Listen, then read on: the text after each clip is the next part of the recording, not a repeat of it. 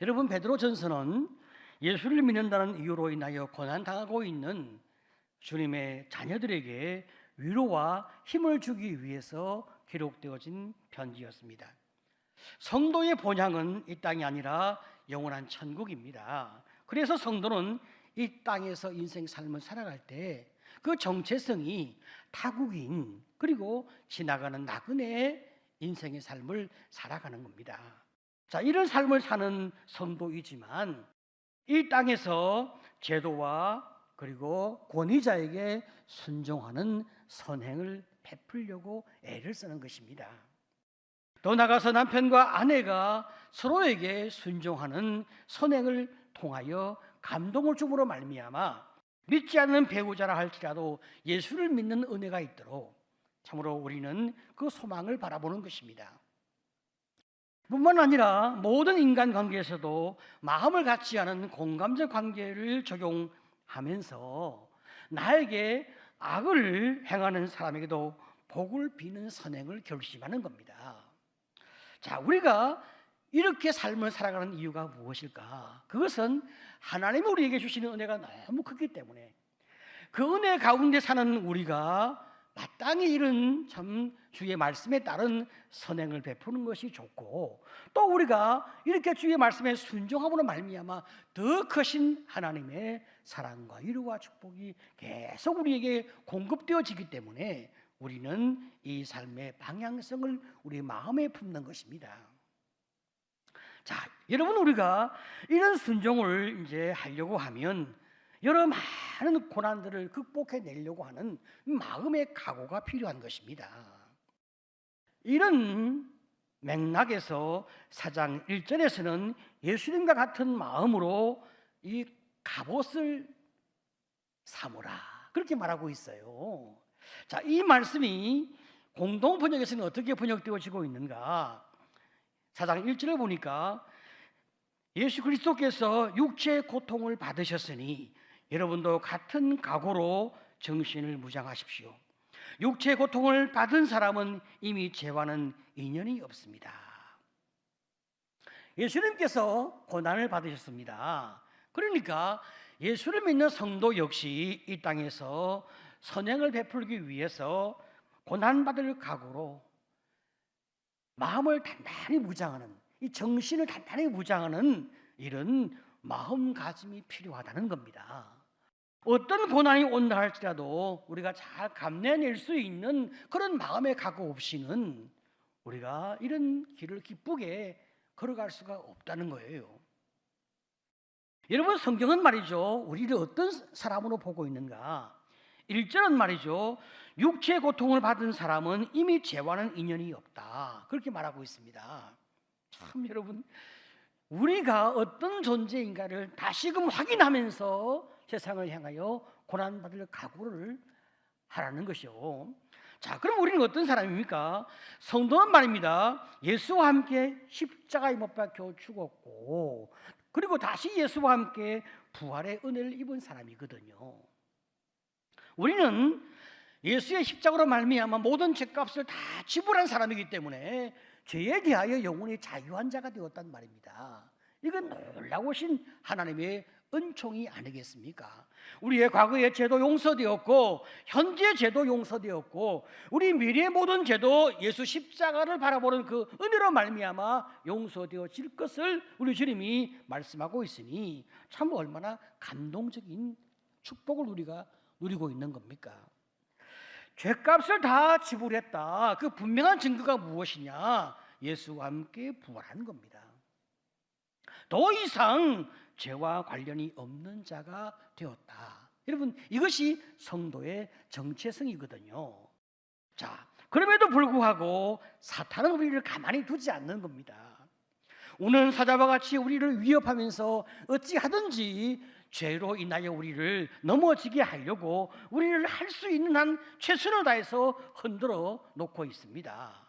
마귀가 얼마나 적극적인지 5장 8절은 이렇게 말씀하고 있습니다. 근신하라 깨어라, 너희 대적 마귀가 우는 사자같이 두루 다니며 삼킬 자를 찾나니. 자, 여러분, 이 마귀가 얼마나 부지런한지, 얼마나 적극적인지 그냥 최선을 다해 노력하는데, 이 마귀의 목표가 무엇이냐? 1차 목표는 모든 사람이 예수를 믿지 않게 하는 것, 이것이 1차 목표란 말이죠. 우리 성도들은 이미 1차 목표에서 마귀가 실패한 사람이 아니겠습니까? 그러니까 2차 목표를 가지고 접근하는 거예요. 2차 목표는 무엇이냐? 할 수만 있으면 우리를 넘어지게 하고 실족하게 만들고 믿음에서 떠나도록 우리를 흔들어대는 겁니다. 이 2차 목표에서도 끝까지 우리가 믿음의 생활을 계속 잘 감당해 내고 있으니까 3차 목표로 우리에게 접근하는데, 그게 뭡니까? 믿기는 믿되 적당히 뜨뜻미지근하게 믿게 하고 헌신하지 못하고 예수를 위해서 내 인생과 삶과 목숨을 거는 그런 믿음의 삶을 살지 못하게끔 우리를 계속 흔들고 유혹하고 이러저러한 많은 불신들을 끊임없이 심고 있단 말이에요. 우리가 말이죠, 지금은 예수를 믿어서 이렇게 믿음 가운데 살려고 애를 많이 쓰는 사람들이지만, 한때 우리는 예수 믿기 전에 어떤 삶의 모습을 가지고 살았는가? 우리의 성경은 총체적으로 방탕한 삶을 살았다, 그렇게 말하고 있는 거예요. 예수 믿기 전에 음란과 정욕과 술 취함, 방탕과 향락, 우상 숭배, 이것이 우리의 인생이었어요. 그러니까 죄를 죄로 알지 못하는 무법한 삶의 모습이 우리에게 있었단 말이죠. 그래서 성공의 우상을 쫓고 인기와 명성의 우상을 쫓고 돈의 우상을 쫓는 살아온 지난날의 세월이 있었습니다. 그런데 이제 예수를 믿음으로 육체의 정욕을 따르지 아니하고 오직 하나님의 뜻을 따라 믿음의 길을 걸어가려고 애쓰니까 세상 사람들이 우리를 이상하게 여기면서 비난하고 계속 욕을 하는 거예요. 4장 4절을 보게 되어지면, 이러므로 너희가 그들과 함께 그런 극한 방탕에 다름질하지 아니하는 것을 그들이 이상히 여겨 비방하나. 말씀에 순종하며 믿음 가운데 살려고 우리는 애를 쓰고 있으니까, 이런 우리의 삶의 방향과 모습에 대하여 이방인들이 이상하게 여기면서 욕을 하는 겁니다. 자, 이렇게 세상 사람들이 성도와 교회를 욕을 하고 비난을 하는 겁니다. 심지어 말이죠, 우리 성경은 다가오는 불시험까지 이야기합니다.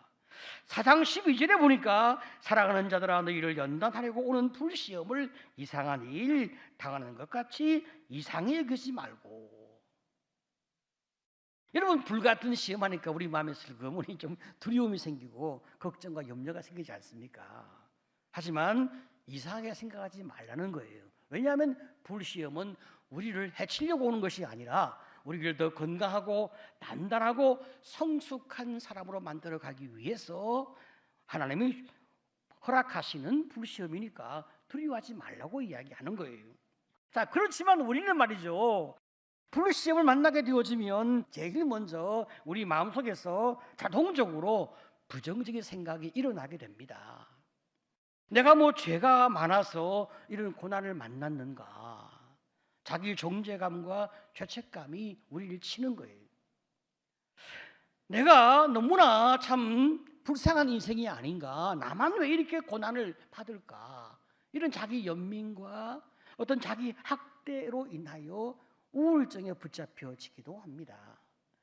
어떤 경우는 말이죠, 저 사람만 아니었다면 내가 이런 고생을 하지 않을 텐데 하면서 남을 원망하기도 합니다.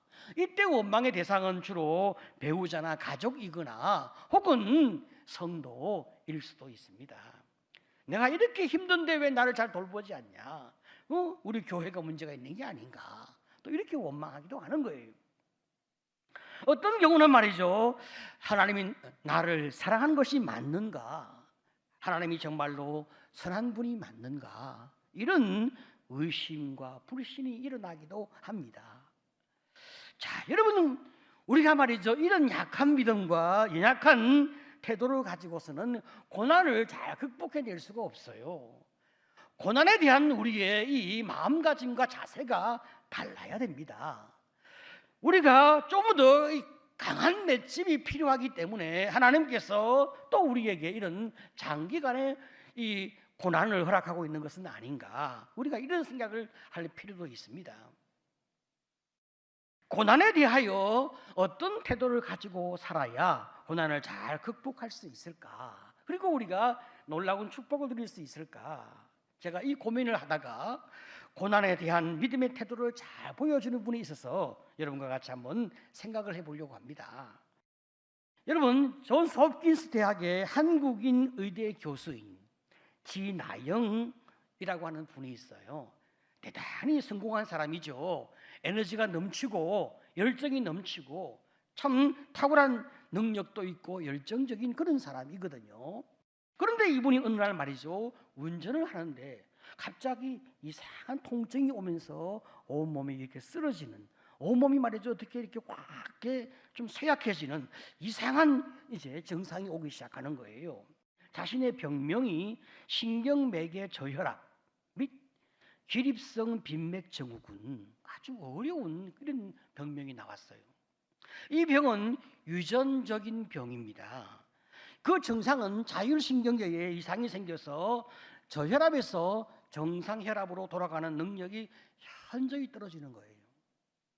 그래서 어지러움과 구토, 실신, 갑자기 정신을 잃어버리고 쓰러지는 거예요. 그리고 일상생활이 어려워지는 거예요. 병원에 장기 휴가를 내어서 집중 치료를 했지만 전혀 호전되지 않는 거예요. 일어나는 것도 힘들고 앉아 있는 것도 힘들고 겨우 누워 있어야 그냥 살 수 있을 만큼의 그런 아주 작은 에너지밖에 남지 않습니다. 그러니까 일터로 돌아가는 것이 불가능한 거예요. 너무나 큰 좌절 가운데서 절망하고 있는 이분에게 어느 날 클레어 와인랜드라고 하는 18세 소녀의 유튜브 영상을 보게 됩니다. 그리고 굉장히 많은 위로와 힘을 얻게 됩니다. 이 소녀는 1년밖에 살지 못한다. 그래서 내가 죽음만을 묵상하고 산다면 내 인생이 무슨 의미가 있겠는가? 그렇게 생각하면서 나는 매일매일 살아있음에 감사한다. 그래서 내가 매일 할 수 있는 것을 하는 의미 있는 삶을 나는 살아갈 것이다. 이렇게 외치는 거예요. 특별히 말이죠, 이 소녀가 강하게 주장하는 것은 아픈 사람에게 사람들이 이런 말을 하는데 이렇게 말하지 말라는 거예요. 넌 아프기 때문에 아무것도 할 수 없지 않냐? 넌 아프기 때문에 세상에 아무것도 기여할 수 없지 않냐? 그냥 편히 쉬어라. 아무것도 하지 마라. 이런 말은 하지 말라는 거예요. 이런 말은 아픈 사람들이 변화할 수 있는 도전의 기회를 빼앗는 것이고 그 사람의 삶을 더욱더 어려움 가운데 처하도록 만들어주는 것이다. 강력하게 외치는 거예요. 유튜브를 통하여 수많은 사람에게 감동을 주고 도전을 준 클레오는 마침내 자기의 꿈, 강연자의 꿈을 이루게 되고 불치병 환자를 위한 재단도 설립을 합니다. 그리고 2018년 21살의 생애로 인생을 마감하면서 장기 기증을 통하여 50명에게 새로운 삶을 선물해 주었습니다. 지나영 교수는 클레어 와인랜드를 보면서 자신의 병이 낫지 않는다 해도 의미 있는 삶을 살 수 있고 나를 향하신 하나님의 목적과 뜻을 이룰 수 있다고 믿었습니다. 그래서 병을 가진 그대로 지금 현재 자신의 삶에 최선을 다하고 그리고 다른 사람을 돕는 행복한 삶을 살아가고 있는 거예요. 이 진아영 교수는 병을 겪으면서 세상과 사람과 삶을 보는 시각이 달라졌다. 그렇게 외칩니다. 그 전에는 성공적인 의사, 정말 잘 나가는 이 젊은 의사로서 자기가 원치 않지만 사람들에게 갑질을 하게 되었다는 거예요. 그런데 이제는 환자가 되고 보니 환자의 심정을 너무 잘 이해를 하게 되는 거예요. 그래서 환자를 잘 도와줄 뿐 아니라 환자의 가족들의 마음까지 잘 살펴주는 따뜻하고 좋은 의사가 되었다. 그렇게 말합니다. 성도 여러분, 우리 인생에 고난이 오고 불시험이 올 때 이상하게 생각하지 말자는 거예요. 인생은 누구나 고난을 겪게 되고 사람은 누구나 고난을 떠나서는 살아갈 수 없다는 것이 지금 베드로 사도가 주장하고 있는 바입니다. 그렇기 때문에 고난이 오면 잘 고난을 영접하고 고난 가운데서 감동적인 삶을 살라고, 선행을 베푸는 삶을 살라고 말씀하고 있습니다. 여러분, 고난은 말이죠, 우리만 겪습니까? 아닙니다. 예수님도 고난을 겪고 계신데 히브리서 5장 8절을 보게 되어지면 그가 아들이시면서도 받으신 고난으로 순종함을 배웠어, 이렇게 말씀하고 있지 않습니까? 예수님께서도 고난을 통하여 순종을 배우셨다. 자, 그러면 여러분, 우리도 고난을 통하여 참 순종을 배우는 것, 이 얼마나 귀한 일이겠습니까? 사람이 고난이 없으면 스스로 교만해지고 스스로 갑질을 하는 인생의 본성을 피할 수가 없습니다. 그런데 고난이 오니까 사람이 낮아지고 겸손해지지 않습니까? 자, 이런 맥락 때문에 우리는 고난에 대한 시각을 믿음의 시각으로 바꾸어 가야 한다는 거예요. 고난은 나쁜 것이다, 이런 부정의 생각은 잘못된 생각이고, 고난은 나에게 유익을 주고 고난은 나에게 축복을 준다고 하는 긍정적이며 믿음의 생각으로 생각을 바꾸어 가라는 겁니다. 자, 그런데 말이죠, 여기에서 끝나지 아니하고 베드로 사도는 4장 14절에 이렇게 또 우리에게 제안을 주고 있습니다. 우리 같이 한번 읽어보겠습니다. 자, 시작. 너희가 그리스도의 이름으로 치욕을 당하면 복 있는 자로다. 영광의 영 곧 하나님의 영이 너희 위에 계심이라. 여러분 보십시오. 고난 가운데서 말이죠, 참 우리가 어려움이 있고 치욕이 있고 아픔이 있는 이 고난 가운데서 우리의 본성대로 하면 분노하고 화를 내고 갈등을 만들어내지 않겠습니까? 그런데 그렇게 하지 말고 그 지옥 가운데서도 너희가 어떻게 너희의 신앙과 너희의 인격이 선을 행하는 그런 삶의 아름다움을 가지라는 겁니다. 그럴 때 하나님께 영광이 돌아간다는 거예요. 화를 낼 만한 가운데 화를 내면 누가 감동하겠습니까? 뭐 당연히 이해는 하죠. 그런데 그게 아니라 화를 낼 수 있는 상황 가운데서도, 참으로 너희가 지옥을 당하는 가운데서도 주님의 이름으로 하나님께 영광이 돌아가도록 너희는 선행을 베풀어 가며 살라. 지금 베드로 사도는 말이죠, 초대 교회 성도들이 억울하게 고난을 겪고 있지 않습니까? 예수를 믿는 그 일로 말미암아 억울한 핍박을 받고 있는데 그 가운데서도 네가 선행을 베푸는 삶을 통하여 하나님께 영광이 돌아가고 많은 사람의 마음 가운데 감동이 있도록 그렇게 너희가 살라, 그렇게 말씀하고 있습니다. 자, 그러면 여러분, 우리가 이 고난을 통과하면서 우리가 참으로 주님의 자녀로서 우리의 삶을 잘 살아낼 수 있도록 하기 위해서 우리의 성경은 그 핵심 키워드로 선한 청지기, 이렇게 말을 하고 있는 거예요. 악한 청지기가 아니라 선한 청지기. 우리 본문 4장 10절에 각각 은사를 받은 대로 하나님의 여러 가지 은혜를 맡은 선한 청지기 같이 서로 봉사하라. 자, 보십시오. 청지기는 어떤 사람입니까?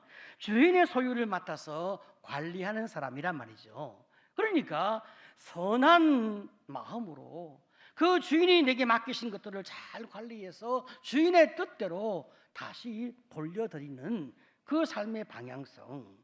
자, 그러니까 우리의 생명 혹은 우리의 돈, 우리의 재능, 우리의 건강, 우리의 능력과 우리의 모든 힘, 이것들이 다 주님이 내게 주신 것이요 하나님이 선물로 맡기신 거니까 내가 잘 관리하고 잘 경영하겠다.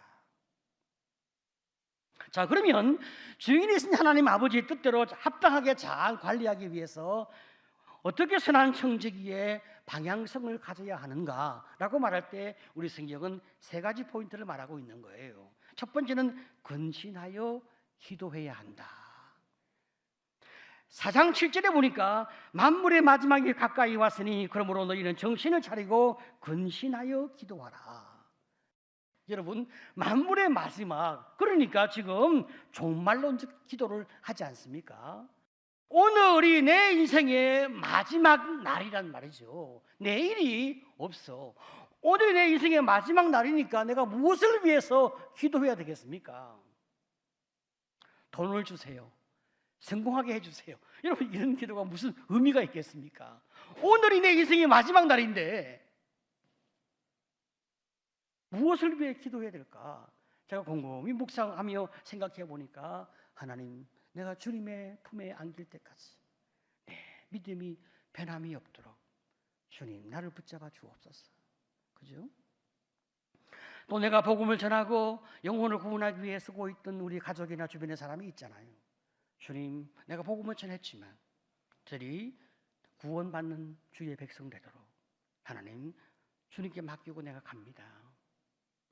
혹은 마지막 순간까지 내가 복음을 전할 수 있도록 주님 내게 은혜를 주시고 그 관계가 열릴 수 있도록 주님 축복해 달라고 또 기도하지 않겠습니까?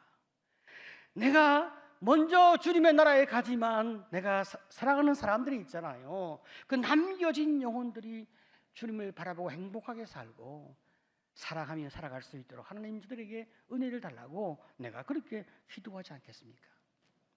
선한 청지기의 기도, 종말론적 기도란 말입니다. 자, 그러면 이 선한 청지기는 두 번째 어떤 방향이 필요할까? 뜨겁게 사랑한다는 겁니다. 자, 여러분 4장 8절에 보니까 무엇보다도 뜨겁게 서로 사랑할지니 사랑은 허다한 죄를 덮느니라. 여러분, 여기 뜨거운 사랑은 말이죠, 종말론적 사랑이기 때문에 뜨거운 사랑을 하게 됩니다. 내가 그동안은 좀 마음에 불편함이 있었고 관계가 서먹서먹하고 힘든 것도 있었어. 그렇지만 오늘이 내 인생의 마지막 날이니까 나는 그동안 모든 것들을 다 정리하고 뜨겁게 마지막까지 사랑하면서 주님의 나라에 가려고 하지 않겠어요? 그동안 모든 관계에서 내가 사소한 거 다 덮고 허물을 용서하고 내가 뜨거운 마음으로 마지막 순간까지 사랑한단 말이죠. 그러니까 선한 청지기는 뜨거운 사랑을 하는 거예요. 세 번째로 선한 청지기는 어떤 방향을 가지나 하나님의 능력으로 섬기는데 4장 11절에 보니까 만일 누가 말하려면 하나님의 말씀을 하는 것 같이 하고, 여기 말한다고 하는 것은 말이죠, 설교를 말하고 있는데요. 여러분, 설교하는 사람은 자기 말을 하는 것이 아니잖아요. 성경이 말씀하고 있는 그 말을 잘 푸는 것이 설교가 아니겠습니까? 내가 인생 삶을 살아가다 보니까 내 형제에게 혹은 내 자매에게, 내 가족에게, 이웃에게 말하고 싶은 것이 있단 말이죠. 지금 오늘이 내 삶의 마지막 날이니까 내가 지금 그들에게 유언을 할 것이 있잖아요. 그때 인간의 모든 감정은 다 사라지고 정말로 그 영혼이 바르게 설 수 있도록 주님의 말씀을 그들에게 전해주는 이런 진실하고 깊은 사랑의 만남이 필요하지 않겠습니까? 더 나아가서 마지막 순간까지 성도를 섬기고 교회를 세우기 위해 내가 봉사해야 할 것이 있다면 그것은 우리 주님이 주신 것으로 내가 한단 말이죠. 4장 11절에 보니까 누가 봉사하려면 하나님이 공급하시는 힘으로 하는 것 같이 하라. 내가 뭘 줄 때, 내가 뭘 베풀 때 내 것을 가지고 인심을 쓰면서 주는 것처럼 하는 것이 아니라 하나님이 베푸시는 그 은혜에 따라서 내가 나눈다는 것을 그에게 잘 이렇게 보여주는 거죠. 성도 여러분, 선한 청지기는 내 힘으로 사는 것이 아니라 하나님이 주시는 힘으로 사니까 그 안에서 기쁨이 있고 감사가 있고 축복이 있습니다. 우리가 이렇게 인생길을 잘 가게 되어지면 내 삶에서 성숙함과 고결함과 진실함이라고 하는 삶의 품위와 품격이 만들어집니다. 그리고 내 따라오는 삶의 그 뒤에는 열매라고 하는 결과가 주어지게 되어지는 거예요. 인생의 불시험 참 이상하게 생각하지 말아라. 이런 과정을 통하여 우리가 성숙함이나 고결함이나 진실함이 만들어지기 때문에 이런 것들을 감사하게 잘 받아낼 수 있어야 우리가 지혜로운 청지기로 인생을 살게 되어집니다. 오늘 여러분 참으로 우리가 예수 안에서 선한 청지기로 복된 삶을 사시기를 간절히 축복합니다.